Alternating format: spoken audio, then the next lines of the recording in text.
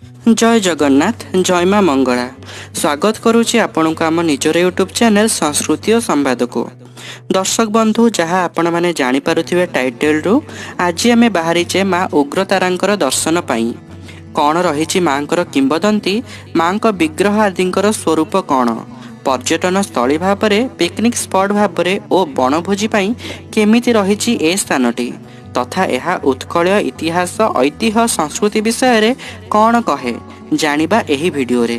तेणु जदि आपण निजर परिवार सांगसाथी और सहकर्मी मानक सह गोटे एमिति जगह को बनभोजी करने को चाहूँगी जेउठी थिबो आम संस्कृति प्रकृतिर सौंदर्य थिबो और सहर ठारू दूर रे टिके शांति थिबो तेबे ए भिडियो को पूरा देखंतु। आग को बढ़िया पूर्व जदि आप प्रथम थर पर आम चैनल को आसी तेबे निश्चित भाव में सब्सक्राइब करूँ एवं पाखरे थिबा बेल आइकन को प्रेस करूँ जहाद्वारा आपण आसुथिबा आम रेगुलर वीडियो मानकर अपडेट्स पाई परिबे।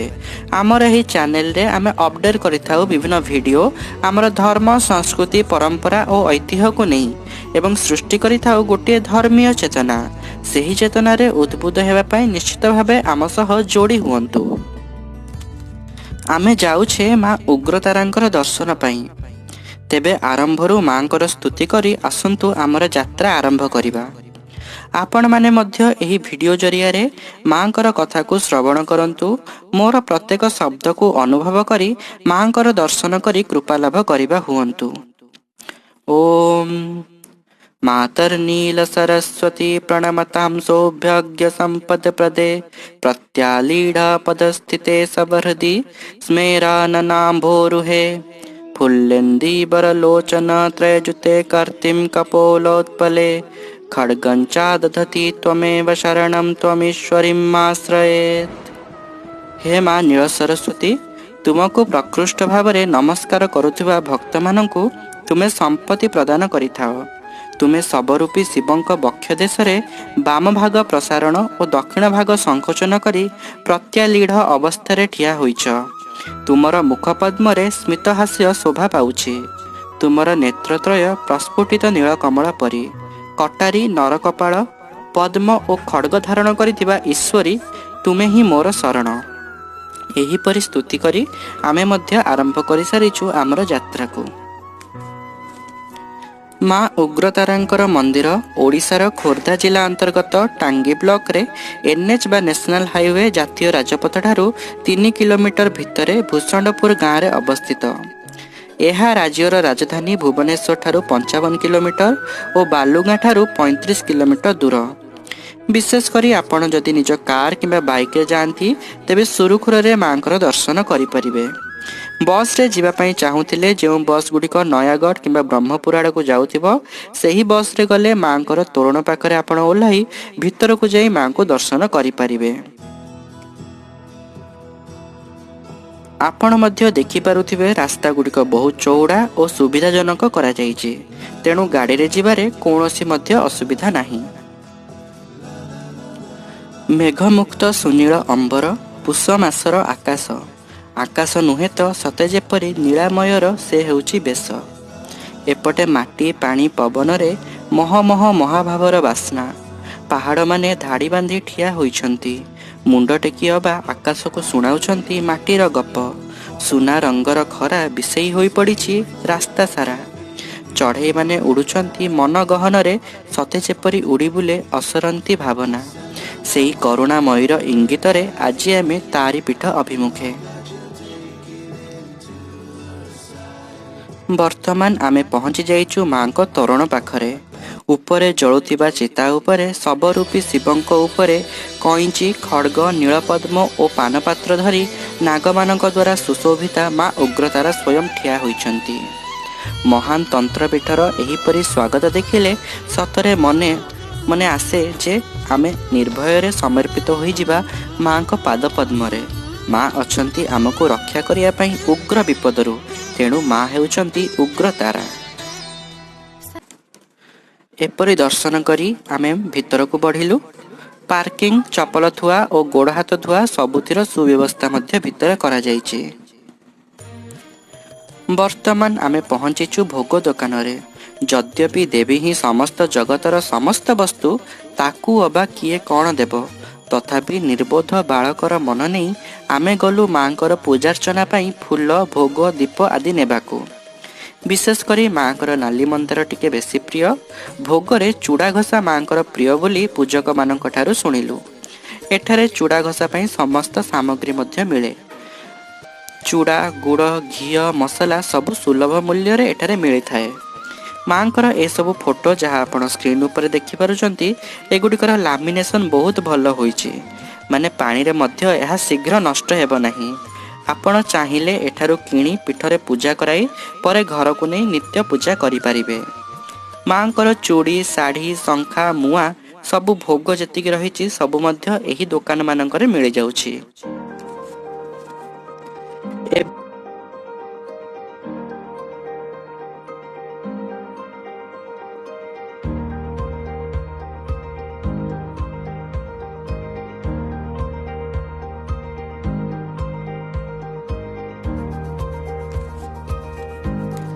एबे स्क्रीन उपर आपण देखि पारुथिबे नना डाला रे चूड़ा गुंड चीनी मसला घी आदि देउछंती। ता सह गोटा नड़िया मध्य देउछंती। एसबु को नहीं मंदिर भितर जो नना अछंती तांको देले सेई नना माने निज हाथ रे नड़िया कोरी चूड़ा घसा प्रस्तुत करि परिबे। देखंतु मु शूट मध्य करि देइछि। एठारे नना माने नड़िया करूछंती ओ भोग प्रस्तुत करूछंती। भोग प्रस्तुत करिया पई तो किछि समय लागिबो। से भितरे आमे पीठर ऐतिह्य ओ अन्यान्य जिनिस ओ देवस्थली उपरे आसंतु टिके नजर पकाइबा। जनश्रुति अनुसार माँकर पादरु बाहरिछि एक झरणा। तेणु ए स्थानर नाम मूलीझर गड़। मूलीझर गड़र अधीश्वरी माँ उग्रतारा। ए पुष्करिणी जहाँ देखुचंती आपण स्क्रीन उपरे माँकर मंदिरर दक्षिण पटरे अवस्थित। एहीपरि दुईटी पुष्करिणी रहिछि। कुहा जाए देवी उग्रतारांकर एही पीठ शून्य सदन। 12 गोटी पर्वतर घेरा भितरे ए गड़ मूलीझर। एठारू एक झरणा माँकर पाद देई बही जाई समुद्र रे पड़िथिला। समुद्ररू पुणी चिलिका देई एक बोईतिया नाळ माने टिके बड़ साइजर नाळ जेउथरे बोईत जाई परिबो सेपरि एक नाळ उग्रतारांक पाखरे आसी पुणी पहुंचीथिला। समय क्रमे से नाल को पोती दिया जाइछि और से झरणा मध्य आजिकाली देखा जाउ नाही। रहिछि केवल एही दुईटी पुष्करिणी सेही झरणा ओ नालर स्मृति रे।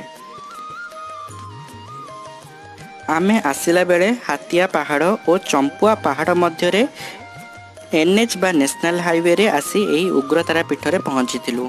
एठाको आगु बढ़िले पुणी सेहीपरि दुईटी पहाड़ रहिछि। सुतरां उग्रतारांकर चारिपटे रहिछि एक पर्वतमाला। 12टी पर्वत को नहीं गठित पर्वतमालार केन्द्रस्थल रे शून्य सदन रे एक गछ मूल रे पूजा पाई आसुथिले माँ उग्रतारा। ऐतिहासिक दृष्टि को देखिबाकू गले ओडिया जातिर वीर जयराज गुरु बक्सी जगबंधु आदि सेनानी मानकर गुप्त मंत्रणार क्षेत्र थिला एही गढ़। बौद्ध संप्रदायर हीनजन और महाजन माने एठारे देवी तारांकु गुप्त भावरे बौद्धाचार रे तांत्रिक पद्धति रे पूजा करुथिले। देखंतु स्क्रीन उपरे मंदिरर एई अंश रे माँ नवदुर्गा मानकर मूर्ति खूब मनोरम भावरे चित्रित करा जाइछि। प्रभु श्री रामचंद्र देवी सीता हनुमान सह संपूर्ण राम दरबार त्रिदेव और विष्णुंकर विश्वरूप आदि चित्र मध्य खूब कमनीय होइछि।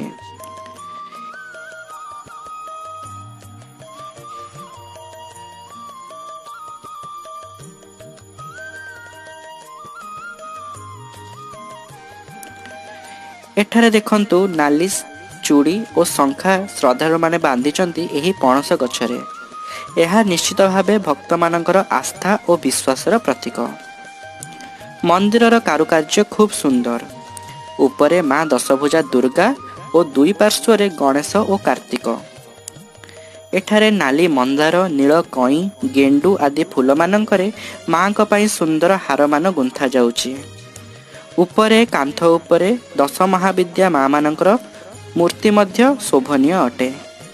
कपिलेन्द्र देव गजपति देव एठारे ग्राम्य शासन प्रतिष्ठा करी ब्राह्मण मानक द्वारा पूजा पाठर प्रचलन कराइछंती। एही गुप्तगढ़ गजपति और सेनापति माने युद्ध पूर्वर गुप्त मंत्रणा करी तथा माँ को पाद तले अस्त्र शस्त्र पूजा करी विजयर आशीर्वाद भिक्षा करुथिले।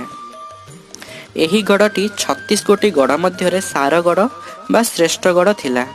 କିମ୍ବଦନ୍ତୀ କହେ, ମହାବଳ ବାଘ ସିଂହର ଗର୍ଜନ, ହାତୀମାନଙ୍କର ତୁରୀ, ମୟୂରମାନଙ୍କର ଛନ୍ଦାୟିତ ନୃତ୍ୟ ଓ ଡାକିନୀ ସାକିନୀ ଆଦିଙ୍କର ହୁଳହୁଳିରେ ମହାଶକ୍ତି ମା ଉଗ୍ରତାରାଙ୍କର ଆରତ୍ରୀ ପ୍ରଖ୍ୟାତ ତାନ୍ତ୍ରିକମାନେ ଏଠାରେ ସମାପନ କରୁଥିଲେ। ଆଜି ମଧ୍ୟ ମାଙ୍କ ପାଖରେ ଆଶ୍ରିତ ସମସ୍ତେ। ତାଙ୍କ କୃପାରୁ ହିଁ ଏହା ହାତୀ, ମୟୂର ଆଦିଙ୍କର ସୁରକ୍ଷିତ ବାସସ୍ଥଳୀ ରହିଛି। ତା ସହ ଆମ ପରି ମାନବମାନଙ୍କ ପାଇଁ ଏଠାରେ ଆଜି ପକ୍କା ସଡ଼କ, ଆଲୋକ, ରହଣି, ନିର୍ମଳ ଜଳ ଓ ବଣଭୋଜିର ମଧ୍ୟ ସୁବ୍ୟବସ୍ଥା କରାଯାଇଛି।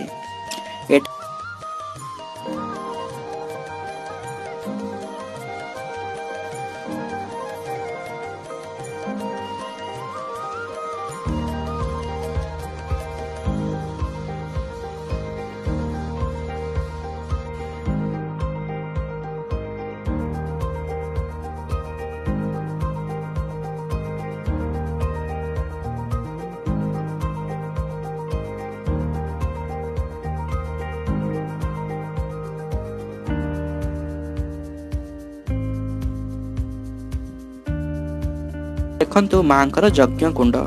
ଶତ ଶତ ଚଣ୍ଡୀପାଠ, ମନ୍ତ୍ରାହୁତି ଓ ଦେବୀସ୍ତୁତିରେ ମାଙ୍କର ପୀଠ ହୁଏ ମୁଖରିତ। ଏହାପରେ ମାଙ୍କ ଠିକ୍ ସମ୍ମୁଖରେ ରହିଛି ଦେବଦେବ ମହାଦେବଙ୍କର ମନ୍ଦିର। କାରଣ ଶିବ ଓ ଶକ୍ତି ଏକ ଓ ଅଭିନ୍ନ।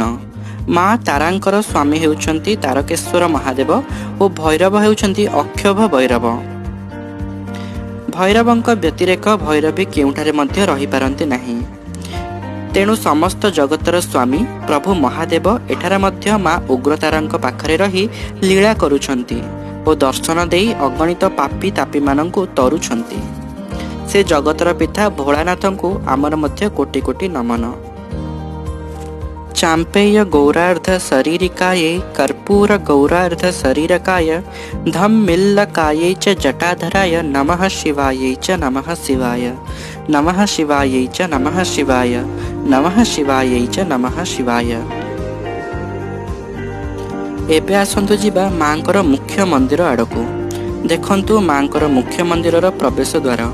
ଉପରେ ମା ଦଶଭୁଜା ଦୁର୍ଗା, ରଣଚଣ୍ଡୀ, କାତ୍ୟାୟିନୀ। ଉଭୟ ପାର୍ଶ୍ୱରେ ପ୍ରଭୁ ଗଣେଶ ଓ କାର୍ତ୍ତିକ। ସମସ୍ତଙ୍କୁ ପ୍ରଣାମ କରି ଆସନ୍ତୁ ଆଗକୁ ବଢ଼ିବା। ଗୁରୁବାର ହେତୁ ମନ୍ଦିରରେ ଟିକେ ଲମ୍ବା ଲାଇନ୍ ଅଛି। କଷ୍ଟ କଲେ ସିନା କୃଷ୍ଣ ମିଳିବେ। ଟିକିଏ ଧୈର୍ଯ୍ୟର ସହ ଅପେକ୍ଷା କରି ଆମେ ମଧ୍ୟ ବଢ଼ିଲୁ ଆଗକୁ। ମା ଉଗ୍ରତାରାଙ୍କ ସହ ତାଙ୍କ ନାଟମଣ୍ଡପରେ ପୂଜା ପାଉଛନ୍ତି ମା ଦଶ ମହାବିଦ୍ୟା।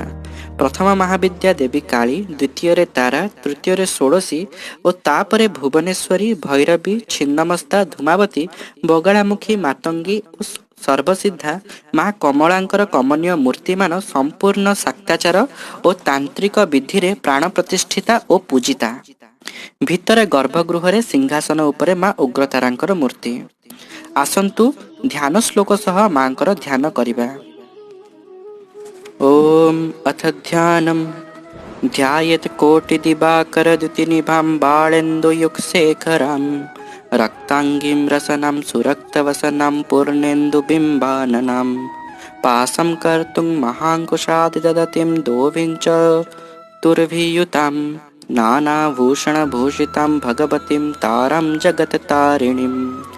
ଅର୍ଥାତ୍ କୋଟି ଦିବାକର ବା ସୂର୍ଯ୍ୟଙ୍କର ତେଜରାଶି ସମନ୍ୱିତା, ମସ୍ତକରେ ବାଳଚନ୍ଦ୍ରମା ସୁଶୋଭିତା, ରକ୍ତ ଜିହ୍ୱାଧାରୀ ଓ ନାଲି ବସ୍ତ୍ରରେ ପରିବୃତା, ପୂର୍ଣ୍ଣଚନ୍ଦ୍ର ପରି ବିକଶିତ ମୁଖପଦ୍ମଧାରୀ, ପାଶ, କଇଁଚି, ମହାଙ୍କୁଶ ଆଦିଧାରୀ ମା ଉଗ୍ରତାରାଙ୍କୁ ଆମେ ଧ୍ୟାନ କରୁଛୁ। ତଳେ ପ୍ରଜ୍ୱଳିତ ଅଗ୍ନି ଓ ତହିଁ ଉପରେ ଶବରୂପୀ ଶିବ, ତାଙ୍କ ଉପରେ ମା ଉଗ୍ରତାରା ଦଣ୍ଡାୟମାନା।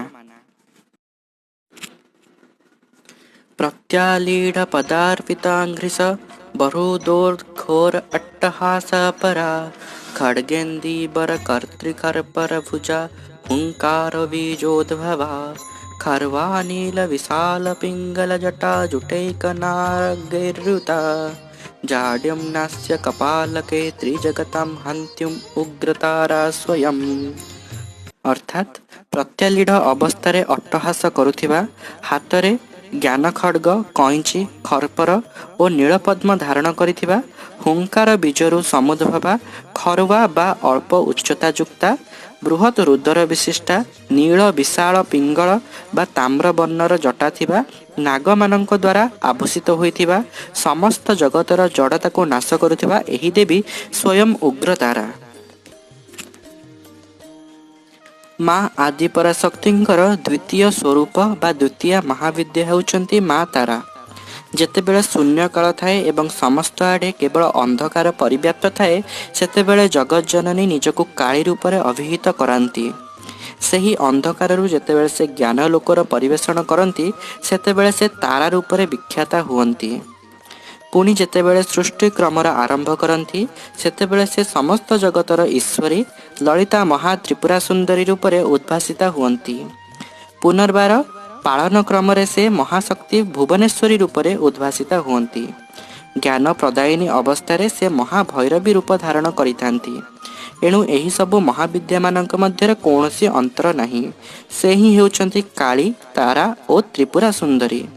ସେହି ଦ୍ୱିତୀୟ ରୂପ ହେଉଛନ୍ତି ମା ମହାତାରା ବା ଉଗ୍ରତାରା। ମୂଳତଃ ମା ତାରା ହେଉଛନ୍ତି ହିନ୍ଦୁ ତନ୍ତ୍ର ଦେବୀ, କିନ୍ତୁ ବୌଦ୍ଧ ତନ୍ତ୍ରରେ ମଧ୍ୟ ଦେବୀଙ୍କର ସ୍ୱତନ୍ତ୍ର ମର୍ଯ୍ୟାଦା ରହିଛି। ଦେବୀ ତାରାଙ୍କର ଅନେକ ସାଧନା ବୌଦ୍ଧ ମତରେ କରାଯାଏ। ବୌଦ୍ଧ ଧର୍ମର ଉଭୟ ହୀନଯାନ ଓ ମହାଯାନଙ୍କ ଦ୍ୱାରା ଉପାସିତା ହୁଅନ୍ତି ମା ତାରା। ଗୌତମ ବୁଦ୍ଧ ବିଶେଷ ଭାବରେ ଦେବୀ ତାରାଙ୍କର ଉପାସନା କରିଥିଲେ। ନୀଳତନ୍ତ୍ର, ବୃହନ୍ନିଳୟ ତନ୍ତ୍ର, ଶ୍ରୀଫେତକାରୀ ତନ୍ତ୍ର, ବ୍ରହ୍ମୟାମାଳ ତନ୍ତ୍ର ଓ ଶକ୍ତି ସଙ୍ଗମ ତନ୍ତ୍ରର ଶ୍ରୀ ତାରାଖଣ୍ଡମରେ ଦେବୀ ତାରାଙ୍କ ବିଷୟରେ ବର୍ଣ୍ଣନା କରାଯାଇଛି। ଦେବୀ ତାରାଙ୍କର ରୂପଭେଦ ହେଉଛି 45 ପ୍ରକାରର। ମହର୍ଷି ବଶିଷ୍ଠ ଓ ଅକ୍ଷଭ୍ୟ ଋଷି ଦେବୀ ତାରାଙ୍କର ପ୍ରଥମ ସାଧକ ଥିଲେ। ବଶିଷ୍ଠ ଋଷି ଏହି ତାରାଦେବୀଙ୍କୁ ପୂର୍ଣ୍ଣ ବାମାଚାରରେ ସାଧନା କରି ପ୍ରୀତା କରାଇଥିଲେ। ତେବେ ଏହି ଦେବୀଙ୍କର ନାମ କାହିଁକି ତାରା ହୋଇଛି, ସେ ବିଷୟରେ ଆସନ୍ତୁ ଜାଣିବା। ବ୍ରହ୍ମୟାମାଳ ତନ୍ତ୍ରର ତାରା ଉପନିଷଦରେ କୁହାଯାଇଛି, ଅଥ ହୈନାମ୍ ବ୍ରହ୍ମରନ୍ଧ୍ରେ ତାରିଣୀମ୍ ଆପ୍ନୋତି ତାରୟତି ଇତି ତାରା। ଅର୍ଥାତ୍ ଏହି ଦେବୀ ଜୀବ ଶରୀର ମଧ୍ୟରେ ଫସି ରହିଥିବା ଆତ୍ମାକୁ ମହାଜ୍ଞାନ ପ୍ରଦାନ କରି ତତ୍କ୍ଷଣାତ୍ ତାରଣ କରନ୍ତି। ପଞ୍ଚବ୍ରହ୍ମ ଶବ୍ଦଯୁକ୍ତା ଏହି ଦେବୀ ବ୍ରହ୍ମା, ବିଷ୍ଣୁ, ମହେଶ୍ୱର, ଈଶ୍ୱର, ସଦାଶିବ ଆଦି ପଞ୍ଚବ୍ରହ୍ମଦେବଙ୍କୁ ନାନାବିଧ ପାପରୁ ତାରଣ କରନ୍ତି। ସକଳ ଜଗତର ପାପକୁ ନାଶ କରନ୍ତି ସୁତରଙ୍ଗ ତରଙ୍ଗିଣୀ ଦେବୀ ଗଙ୍ଗା। କିନ୍ତୁ ଗଙ୍ଗାଙ୍କୁ ମଧ୍ୟ ଏହି ଦେବୀ ପାପରୁ ମୁକ୍ତ କରନ୍ତି। ପଞ୍ଚଭୂତା ଶକ୍ତି ସ୍ୱରୂପିଣୀ ଏହି ଦେବୀ ସଦାଶିବଙ୍କୁ ମହାହଳାହଳ ବିଷରୁ ତାରଣ କରିପାରିଛନ୍ତି ଏବଂ ସର୍ବୋପରି ଏହି ଦେବୀ ଭବବନ୍ଧନର ମାୟାରୁ ତଥା ଷଡ଼ରିପୁଙ୍କଠାରୁ ଜୀବକୁ ଅତି ସହଜରେ ତାରଣ କରିପାରନ୍ତି। ତେଣୁ ଏହି ଦେବୀଙ୍କୁ ମହାତାରିଣୀ ବା ତାରା ବୋଲି ଶାସ୍ତ୍ରରେ ବର୍ଣ୍ଣନା କରାଯାଇଛି। ଯସ୍ୟ ତାରୟତି ତୀବ୍ରେ ଭବବନ୍ଧନ ମୋଚନୀମ୍ ତସ୍ୟା ନାମ୍ନା ମହାତାରାଖ୍ୟାତା ସା ବ୍ରହ୍ମରୂପିଣୀ। ଏହା ତାରାର୍ଣ୍ଣବ ତନ୍ତ୍ରର ମତ। ଅର୍ଥାତ୍ ଯିଏ ଅତି ତୀବ୍ର ଭାବରେ ଜୀବକୁ ତାରଣ କରି ଭବବନ୍ଧନରୁ ମୁକ୍ତ କରନ୍ତି, ସେହି ଆଦି ବ୍ରହ୍ମସ୍ୱରୂପିଣୀ ଦେବୀ ମହାତାରା ରୂପରେ ଖ୍ୟାତ ହୋଇଛନ୍ତି। ତାରାର୍ଣ୍ଣବ ତନ୍ତ୍ର ଓ ଶକ୍ତି ସଙ୍ଗମ ତନ୍ତ୍ର ଅନୁସାରେ ଦେବୀ ତାରାଙ୍କର ରୂପତତ୍ତ୍ୱର ବର୍ଣ୍ଣନା। ଦେବୀ ପାର୍ବତୀଙ୍କ ପ୍ରଶ୍ନରେ ସଦାଶିବ କହିଲେ, ହେ ଦେବୀ ଶୈଳତନୟା, ଏହି ଦ୍ୱିତୀୟ ମହାବିଦ୍ୟା ତାରା ହେଉଛନ୍ତି ମୋ ମା। କାରଣ ହଳାହଳ ବିଷଜନିତ ମୋର ଅନ୍ତ ସମୟରେ ଏହି ମା ତାରା ହିଁ ମୋତେ ସ୍ତନପାନ କରାଇ ମହାସଙ୍କଟରୁ ତାରଣ କରିଥିଲେ। ଆଜି ମୁଁ ଏହି ଅନନ୍ୟ ମହାବିଦ୍ୟା ତାରାଙ୍କ ସମ୍ବନ୍ଧରେ କିଛି ବର୍ଣ୍ଣନା କରୁଛି। ସୌମ୍ୟ ତଥା ଉଗ୍ର ଏହି ଦୁଇ ଶକ୍ତିକୁ ଏକାଧାରରେ ଧାରଣ କରିପାରୁଥିବା ଦେବୀ ହେଉଛନ୍ତି ମା ତାରା। ଲୋକମୁଖରେ ଏହାଙ୍କୁ ତାରିଣୀ ବୋଲି କୁହାଯାଏ। ସଙ୍କଟ ତାରିଣୀ, ଭବତାରିଣୀ ଆଦି ନାମରେ ସ୍ମରଣ କରାଯାଏ। ପରମତାନ୍ତ୍ରିକ ଦେବୀ ହୋଇଥିଲେ ହେଁ ଦେବୀ ତାରା ଗୃହସ୍ଥର ପରମ ଆରାଧ୍ୟା। ଦେବୀ ତାରା ବିଦ୍ୟାର୍ଥୀ ପାଖରେ ସାତ୍ତ୍ୱିକ ନୀଳ ସରସ୍ୱତୀ, ଧନାର୍ଥୀ ଓ ବ୍ୟବସାୟୀ ପାଖରେ ରାଜସିକ ରାଜ୍ୟ ରାଜ୍ଞୀ ତାରା ଓ ବୈରାଗୀ ଓ ମୋକ୍ଷାର୍ଥୀମାନଙ୍କ ପାଖରେ ପରମ ତାରସିକ ଉଗ୍ରତାରା ରୂପରେ ବାସ କରିଥାନ୍ତି। ଦେବୀ ତାରା ନିଜ ଗଳାରେ 14 ନରମୁଣ୍ଡମାଳା ଧାରଣ କରନ୍ତି। ଏହି 14 ନରମୁଣ୍ଡ 14 ଇନ୍ଦ୍ରିୟର ପ୍ରତୀକ। ପାଞ୍ଚ ଗୋଟି ଜ୍ଞାନେନ୍ଦ୍ରିୟ ଚର୍ମ, କର୍ଣ୍ଣ, ନାସିକା, ଜିହ୍ୱା ଓ ଚକ୍ଷୁ। ପାଞ୍ଚ ଗୋଟି କର୍ମ ଇନ୍ଦ୍ରିୟ ହସ୍ତ, ପଦ, ମୁଖ, ମଳଦ୍ୱାର ଓ ଲିଙ୍ଗ ଏବଂ ଚାରି ଅନ୍ତଃକରଣ ବା ଅନ୍ତେନ୍ଦ୍ରିୟ, ସଂସ୍କୃତରେ ଯାହାକୁ ଇନ୍ଦ୍ରିୟକରଣ ବୋଲି କୁହାଯାଇଛି, ମନ, ବୁଦ୍ଧି, ଚିତ୍ତ ଓ ଅହଙ୍କାର। ଏହି 14ଟିର ପ୍ରତୀକ ରୂପରେ ଦେବୀ 14ଟି ନରମୁଣ୍ଡର ମାଳା ଧାରଣ କରନ୍ତି। ଅର୍ଥାତ୍ ଦେବୀ ତାରା ସଂସାରକୁ ଜଣାନ୍ତି ଯେ ସେହି ସମସ୍ତ ମାନବୀୟ ଇନ୍ଦ୍ରିୟକୁ ନିୟନ୍ତ୍ରଣ କରିପାରନ୍ତି ଦେବୀ ତାରା। ଦେବୀ ତାରାଙ୍କ ସାଧନା ଦ୍ୱାରା ଶଙ୍କର ହୋଇଛନ୍ତି ଜିତେନ୍ଦ୍ରିୟ। ଦେବୀ ତାରା ନିଜ ଶରୀରରେ ନାଗମାନଙ୍କୁ ଆଭୂଷଣ କରି ପିନ୍ଧନ୍ତି। ଏହାର ଅର୍ଥ ମହାବିଦ୍ୟା ତାରା ହେଉଛନ୍ତି ମନୁଷ୍ୟର କୁଳକୁଣ୍ଡଳିନୀ ଚକ୍ରର ମେଧା ଶକ୍ତି। ଦେବୀ ତାରା ହିଁ ବ୍ୟକ୍ତିର କୁଣ୍ଡଳିନୀ ଶକ୍ତିକୁ ନିୟନ୍ତ୍ରଣ କରିପାରନ୍ତି। ଦେବୀ ଘନ ଶ୍ୟାମ ବର୍ଣ୍ଣା, ଅର୍ଥାତ୍ ଦେବୀ ତାରା ହେଉଛନ୍ତି ସୀମାହୀନ ସମୁଦ୍ର ଓ ଅନନ୍ତ ଅନ୍ତରିକ୍ଷ ପରି ପରିବ୍ୟାପ୍ତ। ତେଣୁ ଏହି ଦେବୀ ହିଁ ହେଉଛନ୍ତି ଦିଗମ୍ବରା। ସକଳ ପ୍ରକାରର ବିଷାକ୍ତ ପ୍ରବୃତ୍ତିକୁ ନିଜ ମଧ୍ୟରେ ସମାହିତ କରିନିଅନ୍ତି ବୋଲି ସେ ହୋଇଛନ୍ତି ନୀଳବର୍ଣ୍ଣା। ଦେବୀ ତାରାଙ୍କର ତ୍ରିନେତ୍ର ତ୍ରିପ୍ରକାର ବିଦ୍ୟା ପରା, ଅପରା ଓ ମହାପରା ବିଦ୍ୟାର ସୂଚକ। ଦେବୀ ତାରାଙ୍କର ସ୍ମିତହାସ୍ୟ ଦ୍ୱାରା ଦୃଶ୍ୟମାନ ହେଉଥିବା ଶ୍ୱେତଦନ୍ତର ଅର୍ଥ ସର୍ବଦା ନିଜ ମଧ୍ୟରେ ସାତ୍ତ୍ୱିକତା ବଜାୟ ରଖିବା ଆବଶ୍ୟକ। ଚତୁର୍ଭୁଜା ଦେବୀ ତାରା ନିଜର ବାମ ଊର୍ଦ୍ଧ୍ୱ ହସ୍ତରେ ମେଧା ଖଡ୍ଗ ଧାରଣ କରନ୍ତି। ଏହାଦ୍ୱାରା ସେ ସାଧକର ଆସୁରିକ ପ୍ରବୃତ୍ତିକୁ ନାଶ କରି ଦିବ୍ୟ ଭାବ ପ୍ରଦାନ କରନ୍ତି। ନିଜ ନିମ୍ନ ବାମ ହସ୍ତରେ କଇଁଚି ବା କର୍ତ୍ତରୀ ଧାରଣ କରନ୍ତି। ଏହାଦ୍ୱାରା ସେ ସାଧକ ବା ଭକ୍ତର କାମ, କ୍ରୋଧ, ଲୋଭ, ମୋହ, ମଦ, ମାଶ୍ଚର୍ଯ୍ୟ ଆଦି ଷଡ଼ରିପୁ ଓ ସଂସାର ପ୍ରତି ଥିବା ମୋହମାୟାର ବନ୍ଧନକୁ କାଟି ମୋକ୍ଷ ପ୍ରଦାନ କରି ଭବବନ୍ଧନରୁ ତାକୁ ତାରଣ କରନ୍ତି। ଦେବୀ ତାରା ନିଜର ଦକ୍ଷିଣ ଊର୍ଦ୍ଧ୍ୱ ହସ୍ତରେ ଏକ ନୀଳପଦ୍ମ ଧାରଣ କରନ୍ତି। ଏହାର ଅର୍ଥ ବ୍ୟାପକତା। ସଂକୀର୍ଣ୍ଣ ମନକୁ ତ୍ୟାଗ କରି ବ୍ୟାପକ ମନକୁ ଧାରଣ କରିବା ପାଇଁ ଏହା ସଂସାରକୁ ପ୍ରେରଣା ଯୋଗାଇଥାଏ। ଦକ୍ଷିଣ ନିମ୍ନ ହସ୍ତରେ ଦେବୀ ଅମୃତ ସୁଧାପାତ୍ର ଧାରଣ କରନ୍ତି। ଏହାର ଅର୍ଥ ଦେବୀ ତାରା ହିଁ ହେଉଛନ୍ତି ପରମ ଜୀବନ ଦାୟିନୀ, ମହାମୃତ୍ୟୁ ପ୍ରଶମନୀ। ତେଣୁ ଦେବୀଙ୍କର ଅନ୍ୟ ଏକ ନାମ ହେଉଛି ମୃତ୍ୟୁବଞ୍ଜନୀ ତାରା। ଦେବୀ ତାରା ନିଜ ମସ୍ତକରେ ନବମୀ ଚନ୍ଦ୍ର ଓ ନକ୍ଷତ୍ରକୁ ଧାରଣ କରନ୍ତି। ଅର୍ଥାତ୍ ଦେବୀ ସଂସାରକୁ ଜଣାନ୍ତି ଯେ ସର୍ବଦା ଚନ୍ଦ୍ର ପରି ଶୀତଳ ଓ ନକ୍ଷତ୍ର ପରି ଦୀପ୍ତିମାନ ରହିବ। ଦେବୀ ତାରା ପରମ ସତ୍ୟର ଦେବୀ, ତେଣୁ ସେ ମଧ୍ୟ ଶ୍ମଶାନବାସିନୀ। ଦେବୀ ତାରା ଏକ ଶବ ଉପରେ ଦଣ୍ଡାୟମାନ ଥାଆନ୍ତି। ଅର୍ଥାତ୍ ସେ ହିଁ ସକଳ ଜଗତର ଅଧୀଶ୍ୱରୀ। ତାରା ଓ ଦକ୍ଷିଣକାଳୀଙ୍କ ମଧ୍ୟରେ କୌଣସି ପାର୍ଥକ୍ୟ ନାହିଁ, କେବଳ ପାର୍ଥକ୍ୟ ରହିଛି ଗୋଟିଏ। ମା ଦକ୍ଷିଣକାଳୀ ଶିବଙ୍କୁ ଶବରେ ପରିଣତ କରିପାରୁଥିବା ବେଳେ ମା ତାରା ଶବକୁ ମଧ୍ୟ ଶିବରେ ରୂପାନ୍ତରିତ କରିବାର କ୍ଷମତା ରଖନ୍ତି। ଦେବୀ ତାରାଙ୍କର ସ୍ୱାମୀ ତାରକେଶ୍ୱର ମହାଦେବ ଓ ଭୈରବ ହେଉଛନ୍ତି ଅକ୍ଷୋଭ ଭୈରବ। ଏହାଙ୍କର ଗଣପତିକୁ କୁହାଯାଇଛି ବିଦ୍ୟୁତ୍ ଗଣପତି। ତାରା ମହାବିଦ୍ୟା ଜୟନ୍ତୀ ଚୈତ୍ର ମାସ ଶୁକ୍ଳପକ୍ଷ ନବମୀ ତିଥିରେ, ଯାହାକୁ କ୍ରୋଧରାତ୍ରି ମଧ୍ୟ କୁହାଯାଏ, ସେହି ଦିନ ହେଉଛନ୍ତି ମା ତାରାଙ୍କର ଜନ୍ମତିଥି। ଆଶା କରେ ଏହି ଅଧମର ମୁଖରେ ମହାବିଦ୍ୟା ମା ତାରା ଜଗଜ୍ଜନନୀଙ୍କର ଏହି ଅଳ୍ପ ବର୍ଣ୍ଣନା ଆପଣମାନଙ୍କୁ ମୁଗ୍ଧ କରିଥିବ। ଏହିପରି ଭାବରେ ମାଙ୍କୁ ଆମେ ଦର୍ଶନ କଲୁ, ମାଙ୍କ ପାଖରେ ଧୂପ ନୈବେଦ୍ୟ ଆଦି ଚଢ଼ାଇଲୁ, ଚୂଡ଼ା ଘୋଷାର ଭୋଗ କଲୁ ଏବଂ ମାଙ୍କ ଉପରେ ଫୁଲ ମଧ୍ୟ ଚଢ଼ାଯାଏ। ଯଦି ଫୁଲ ଖସେ ତେବେ ମାନସିକ ପୂର୍ଣ୍ଣ ହେଲା ବୋଲି ଧରାଯାଏ। ଆମେ ମଧ୍ୟ ନିଜର ମନସ୍କାମନା ମାଙ୍କ ପାଦରେ ଜଣାଇ ମାଙ୍କ ମଥାରେ ଫୁଲ ରଖିଲୁ ଓ ତାହା ଖସିଲା। ଏହା ମାଙ୍କର ଆଶୀର୍ବାଦ ନିଶ୍ଚୟ।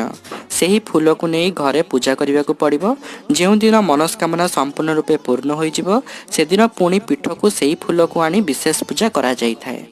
ତେଣୁ ଆପଣମାନେ ମଧ୍ୟ ଏଠାକୁ ବୁଲି ଆସିଲେ ନିଜର ମନସ୍କାମନା କହି ମାଙ୍କ ପାଖରେ ଫୁଲ ଚଢ଼ାନ୍ତୁ। ଏଠାରେ ଦେଖିପାରୁଥିବେ ଦୀପ ବସାଯାଇଛି। ମୁଁ ପ୍ରାୟ ଭିଡ଼ିଓରେ ଏହି ଭିଡ଼ିଓଟିକୁ ଏଡ଼ିଟ୍ କରିକି ଦେଇଥାଏ। ବିଶେଷ କରି ନବରାତ୍ରି ଏବଂ ଷୋଳ ପୂଜା ସମୟରେ ମାଙ୍କ ପାଖରେ ଅଖଣ୍ଡ ଦୀପ ପ୍ରଜ୍ୱଳନ କରାଯାଏ। ଯେଉଁମାନେ ଘରେ ମାଙ୍କର ବିଶେଷ ପୂଜା କରିପାରିବେ ନାହିଁ, ସେମାନେ ଏଠାରେ ମାଙ୍କ ଉଦ୍ଦେଶ୍ୟରେ ନିଜ ନାମ ଓ ଗୋତ୍ର ଅନୁସାରେ ନନାଙ୍କ ଦ୍ୱାରା ପ୍ରଦୀପ ପ୍ରଜ୍ୱଳନ କରାଇଥାନ୍ତି କିମ୍ବା ଅନ୍ୟ ଯେକୌଣସି ସମୟରେ ମଧ୍ୟ ନିଜର ବିଶେଷ କାମ ପାଇଁ ମାଙ୍କ ପାଖରେ ଅଖଣ୍ଡ ଦୀପଦାନ କରିଥାନ୍ତି। ଏହି ସ୍ଥାନରେ ଅସଂଖ୍ୟ ଚଣ୍ଡୀ ଯଜ୍ଞ ମଧ୍ୟ କରାଯାଏ। ଏବେ ଟିକେ କରୋନା କଟକଣା ଯୋଗୁଁ ବୋଧେ कम रही भिड़ तेणु चंडी नाही, किंतु नॉर्मल समय रे माँ को पाखरे जेमिति मध्य दिन को 8-10टी चंडी करा जाइथाए। एहीपरि भाବରେ माँ दर्शन कलापर आमे बाहरिलु मंगला जोड़ी अभिमुखे। एही मंगला जोड़ी माँ उग्रतारांक पीठरू पाखापाखि 8-10 किलोमीटर दूर हेबो। माँ प्रकृतिर कोଳରେ गोटे दिन और गोटे राति 24 घंटा बिताइबाकू एठारे रहिछि इको रिट्रीट। आगरू ऑनलाइन ने बुकिंग करी आपण सेठारे गोटे दिन रही पारिबे। सेठारे मध्य अनति दूर रे रहिछि मंगला जोड़ीर प्रख्यात पक्षी विहार। यह चिलिका ह्रदर उत्तर भाग, जहाँ पक्षी मानकर भूस्वर्ग द बर्ड्स पैराडाइज भाव परिचित। शीत दिन में एठारे 3 लाख अधिक पक्षी आसती। आपण माने मध्य डंगा बुकिंग करी खूब पाखरु पक्षी मानकु देखि पारिबे। आमर मध्य एक्सपीरियंस बहुत भल रहिला। बबलर्स, गीज, डक्स, किंगफिशर्स, लैक्स, मोरेन्स, फेजेंट्स आज विभिन्न प्रकार पक्षी आमे देखिलु। प्राय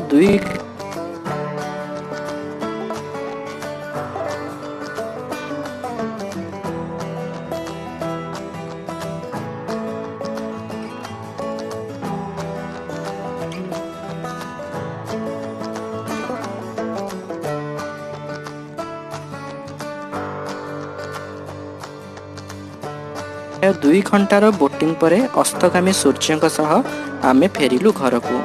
दिनटी खूब स्मरणीय थिला।